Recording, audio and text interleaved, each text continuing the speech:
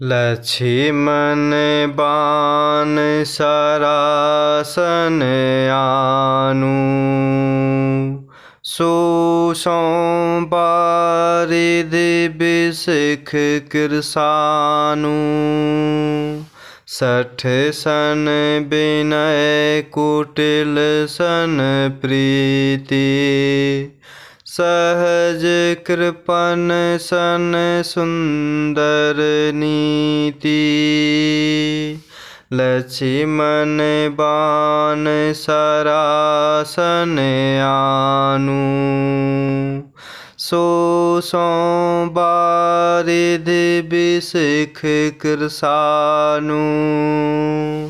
सठ सन विनय कुटिल सन प्रीति, सहज कृपन सन सुंदर नीति। और इस प्रकार इधर 3 दिन बीत गए, किंतु जड़ समुद्र प्रभु की विनय नहीं मानता। तब प्रभु श्री रामचंद्र जी क्रोध सहित बोले, बिना भय के प्रीति नहीं होती। हे लक्ष्मण, धनुष बाण लाओ, मैं अग्नि बाण से समुद्र को सोख डालूं। मूर्ख से विनय, कुटिल के साथ प्रीति, स्वाभाविक ही कंजूस से सुंदर नीति। अर्थात उदारता का उपदेश।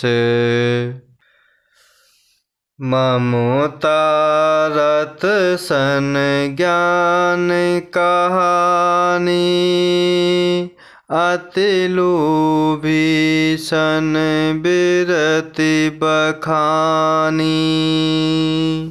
क्रोधी समुकामी हरि कथा, ऊसर बीज बए फल जथा।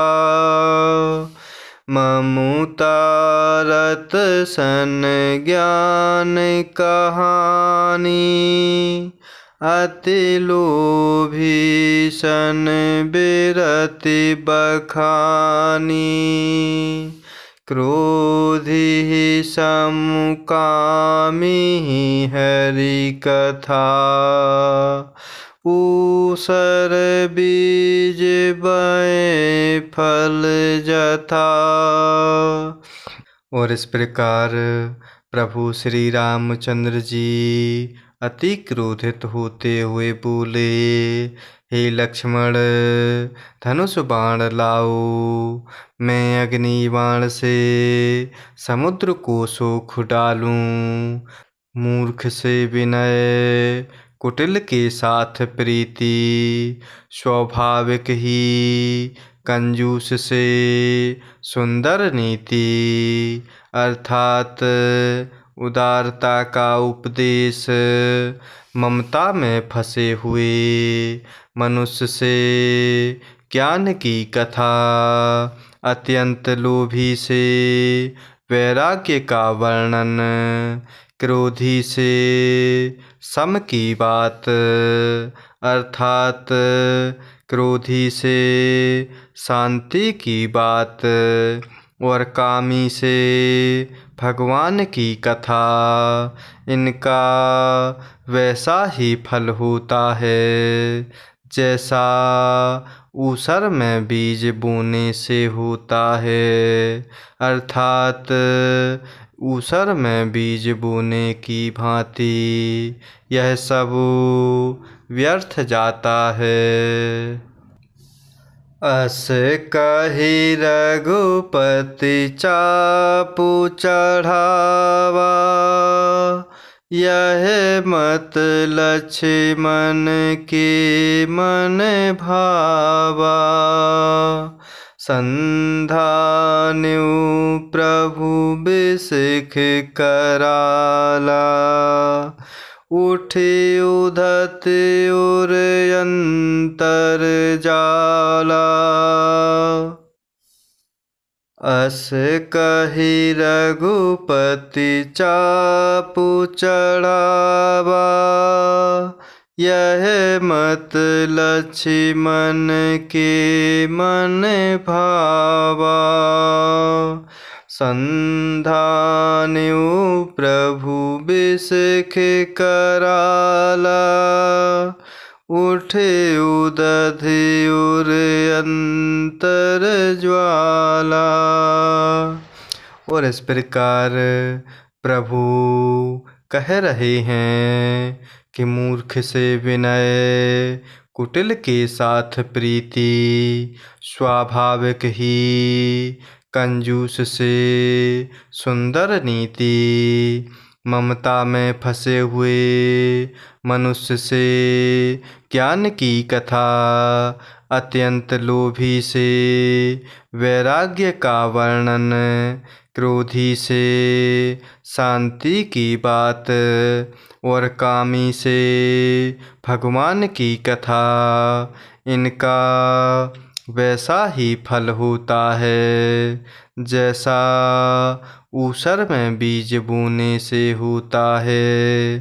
अर्थात ऊसर में बीज बोने की भांति यह सब व्यर्थ जाता है। इस प्रकार ऐसा कहते हुए प्रभु श्री रघुनाथ जी ने धनुष चढ़ाया। यह मत लक्ष्मण जी के मन को बहुत अच्छा लगा। प्रभु ने भयानक अग्नि बाण संधान किया, जिससे समुद्र के हृदय के अंदर अग्नि की ज्वाला उठी। मकर उरग झस गन अकुलाने, जरत जंतु जल निधि जब जाने। कनक थार भरि मणिगण नाना, विप्र रूप आयौ तजि माना। मकर उरग झस गन अकुलाने, जरत जंतु जल निधि जब जाने। कनक थार भरि मणिगण नाना, विप्र रूप आयौ तजि माना। और इस प्रकार मगर, सांप तथा मछलियों के समूह व्याकुल हो गए जब समुद्र ने जीवों को जलते हुए जाना। तब सोने के थाल में अनेक मणियों रत्नों को भरकर अभिमान छोड़कर वह समुद्र ब्राह्मण के रूप में आए।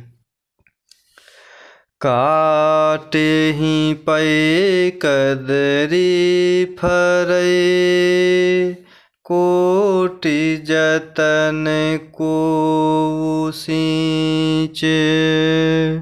विनय न मान खगेश सुनु, डाटे ही पै नव नीच। काटे ही पै कदरी फरै, कोटि जतन को सींच। विनय न मान खगेश सुनु, डाटे ही पै नव नीच।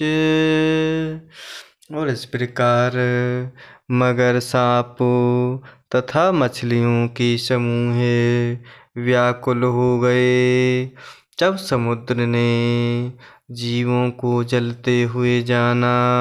तब सोने के थाल में अनेक मणियों रत्नों को भरकर अभिमान छोड़कर वह समुद्र ब्राह्मण के रूप में आए और यहाँ काकभुसुंडी जी प्रभु राम कथा सुनाते हुए गरुण जी से कह रहे हैं कि हे गरुण जी सुनिए, चाहे कोई करोड़ों उपाय करके सींचे पर केला तो काटने पर ही फलता है।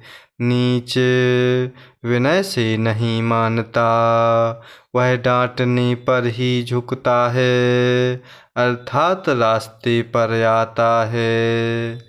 जय सिया राम, जय जय सिया राम, जय सिया राम, जय जय सिया राम, जय सिया राम, जय जय सिया राम, जय सिया राम, जय जय सिया राम।